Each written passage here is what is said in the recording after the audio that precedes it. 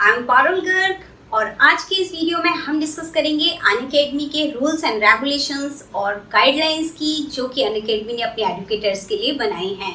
अगर आप अनअकैडमी पर स्टार एजुकेटर यानी स्पेशल एजुकेटर हैं या प्लस एजुकेटर हैं तो उस कंडीशन में आपको ये गाइडलाइंस फॉलो करना मस्ट है, क्योंकि अगर आप ये गाइडलाइंस फॉलो नहीं करते हैं तो उस कंडीशन में आपको 1% ऑफ योर मंथली वेजेस की पेनल्टी बेयर करनी पड़ेगी, यानी आपकी मंथली सैलरी से 1% डिडक्ट हो जाएगा। तो ये आपके करियर के लिए भी अच्छा नहीं है और आपको ये लॉस होगा। तो इस लॉस से बचने के लिए आप ये गाइडलाइंस फॉलो कीजिए। छोटी छोटी सी गाइडलाइंस हैं, छोटे छोटे रूल्स एंड रेगुलेशंस हैं जो आपको जानना ज़रूरी है कि जब भी आप टीच कर रहे हैं, पढ़ा रहे हैं, तो उस कंडीशन में आपको ये फॉलो करना ज़रूरी है। मीन्स आपको ये सारी चीज़ें ध्यान में रखनी है। तो यहाँ कुछ do and don'ts for Unacademy हमने बताए हैं कि क्या आपको करना है और क्या आपको नहीं करना है। तो वन बाय वन हम इन्हें डिस्कस कर लेते हैं। सबसे पहले बात करते हैं अनअकैडमी टी शर्ट की, कि जब भी आप अपना लेसन ले रहे हैं, आप बच्चों को ऑनलाइन टीच कर रहे हैं, तो उस कंडीशन में आपको अनअकैडमी की टी शर्ट को कैरी करना है। अनअकैडमी की तरफ से आपको टी शर्ट मिलती है और टी शर्ट पर अनअकैडमी प्रिंटेड होता है, तो वही टी शर्ट आपको कैरी करनी है और उसे पहन कर ही आपको ये लेक्चर्स लेने हैं। Second, no delay more than 7 minutes. Means जो भी टाइम आपने अपने स्टूडेंट्स को दिया है, आपने अपने लर्नर्स को जो भी टाइमिंग्स दे रखी हैं, उस टाइम पर आपको वहाँ प्रेजेंट होना है और वहाँ आपको डिले नहीं होना है। आप 2-4 मिनट डिले हो सकते हैं, लेकिन 7 मिनट से अगर आप ज़्यादा डिले होते हैं तो आपको पेनल्टी बेयर करनी पड़ेगी। तो आप इस बात का ध्यान रखें कि आपको 7 मिनट से ज़्यादा का डिले नहीं होना है। आप 2 मिनट्स 3-4 मिनट्स का डिले कर सकते हैं, लेकिन इससे ज़्यादा का डिले अलाउड नहीं है। थर्ड, आपको ये याद रखना है कि आपको अपने स्टूडेंट्स के डाउट्स क्लियर करने हैं। तो स्टूडेंट्स के डाउट्स क्लियर करने का जो सेशन होता है, उस सेशन में आपसे जो भी डाउट्स जो भी स्टूडेंट पूछ रहा है, आपको उन्हें क्लियर करना है। कितने भी डाउट्स हो सकते हैं किसी भी स्टूडेंट्स के, आपको सभी डाउट्स को 1 बाय 1 लेकर सबको क्लियर करते जाना है। तो इस बात का भी आपको ध्यान रखना है। Then uploading PDF। आपको अपने सेशन के लेने के 2 घंटे के बाद आपको अपने सेशन की PDF अपलोड करनी होती है। तो अगर आप इसे अपलोड नहीं करते हैं, आप लेट हो जाते हैं अपलोडिंग में, या फिर आप इसे नेक्स्ट डे अपलोड कर रहे हैं, तो उस कंडीशन में भी आपको पेनल्टी बेयर करनी पड़ेगी। Then uploading quiz. Weekly quiz upload करना होता है, क्वेश्चन एंड आंसर्स अपलोड करने होते हैं, तो ये भी आपको वीकली अपलोड करना मस्ट है। तो हर हफ्ते आपको क्विज बनाना है और उससे स्टूडेंट्स के लिए अपलोड करना है। ये भी आपके लिए जानना बहुत ज़रूरी है, क्योंकि अगर ये छोटी छोटी बातें आप ध्यान में नहीं रखेंगे तो आपको पेनल्टी बेयर करनी पड़ेगी। Then rescheduling classes.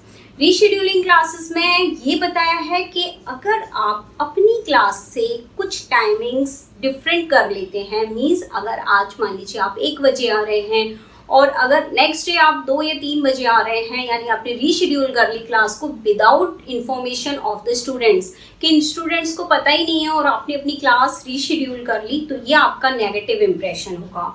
तो इस बात का आपको ध्यान रखना है। अगर आप पहले तो आप कोशिश कीजिए कि आपकी जो भी क्लासेस के एक टाइमिंग्स हैं, आपको उसी टाइमिंग्स को डेली रखना है और उसी टाइम पर आपको डेली वहाँ प्रेजेंट होना है।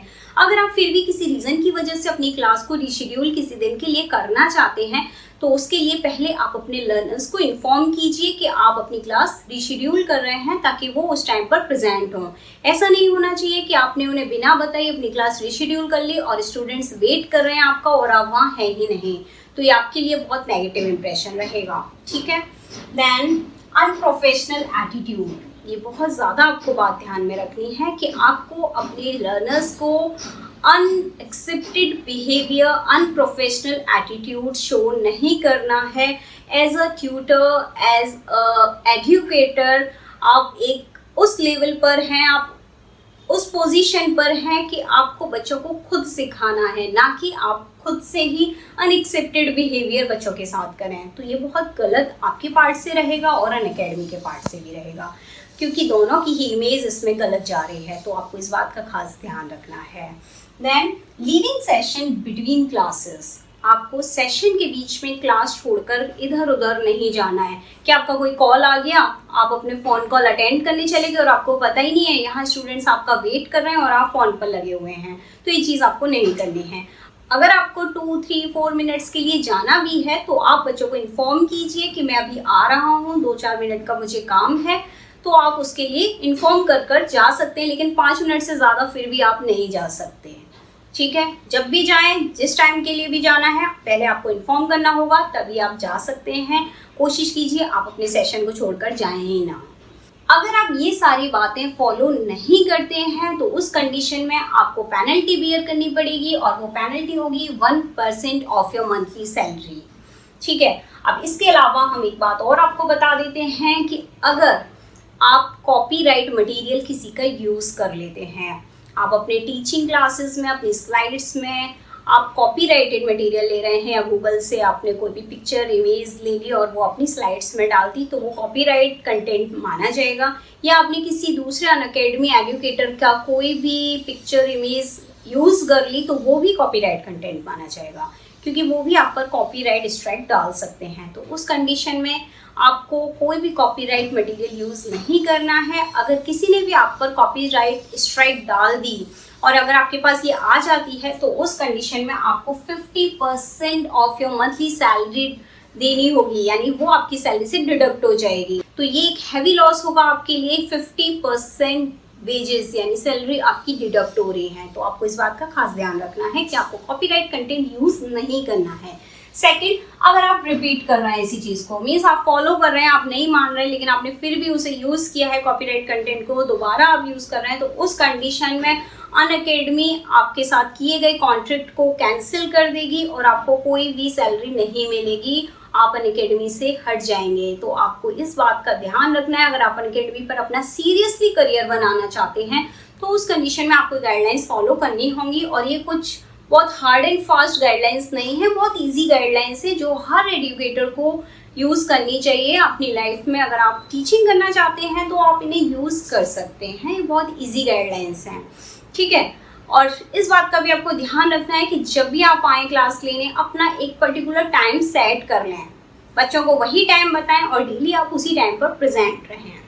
अगर आप किसी भी दिन लीव लेना चाहते हैं या प्रेजेंट नहीं हो पाते हैं किसी डे पर, जैसे मंडे ट्यूसडे आ गए, आप वेडनेसडे आपने स्किप कर दिया, तो इसका इन्फॉर्मेशन आपको पहले से देना होगा।